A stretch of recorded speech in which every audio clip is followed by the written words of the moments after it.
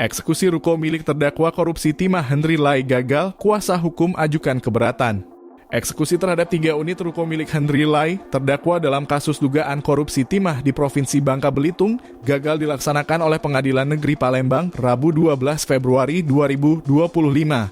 Eksekusi ini berlangsung alot setelah mendapat penolakan dari tim kuasa hukum serta massa yang turut menghalangi proses eksekusi.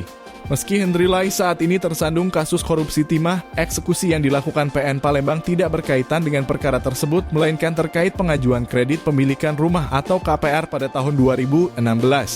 Kuasa hukum Henry Lai, Doni Sutadi, menegaskan bahwa penolakan eksekusi terhadap 3 unit ruko di Jalan Basuki Rahmat, Kemuning, Palembang, tidak ada hubungannya dengan kasus yang sedang menjerat kliennya. Orangnya memang sama tapi khusus untuk 3 objek ruko yang saat ini kami tolak eksekusinya, tidak berkaitan dengan perkara korupsi timah, ujar Doni. Kuasa hukum langsung mengajukan keberatan terhadap eksekusi tersebut dengan alasan bahwa proses lelang yang dilakukan oleh Bank Mandiri dinilai tidak wajar. Menurut mereka, harga lelang yang hanya sebesar 5 miliar rupiah jauh lebih rendah dibandingkan dengan taksiran awal Bank Mandiri pada tahun 2016 yang mencapai lebih dari 11 miliar rupiah. Tim aprisal Bank Mandiri sendiri menilai 3 unit ruko ini seharga 11 miliar rupiah lebih saat klien kami mengajukan KPR pada 2016. Atas dasar itulah kami keberatan, tegas Doni. Situasi semakin memanas ketika sekelompok massa yang mendukung Henry Lai turut serta menghalangi eksekusi. Massa bahkan melakukan aksi pembakaran ban sebagai bentuk protes sehingga memicu ketegangan di lokasi. Demi menghindari potensi kerusuhan yang lebih besar, tim eksekusi akhirnya memilih untuk mundur dan membatalkan proses eksekusi terhadap 3 unit ruko tersebut.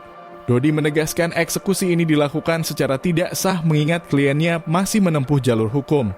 Putusan kasasi baru diterima pada 30 Januari 2025, sementara lelang telah dilakukan sebelumnya.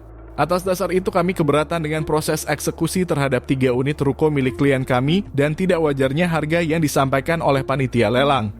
Ini tidak ada kaitannya dengan perkara timah, namun orangnya sama, pungkasnya.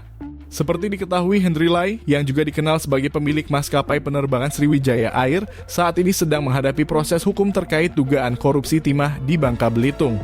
Kasus tersebut turut menyeret beberapa nama besar termasuk Harvey Mois, suami dari artis Sandra Dewi.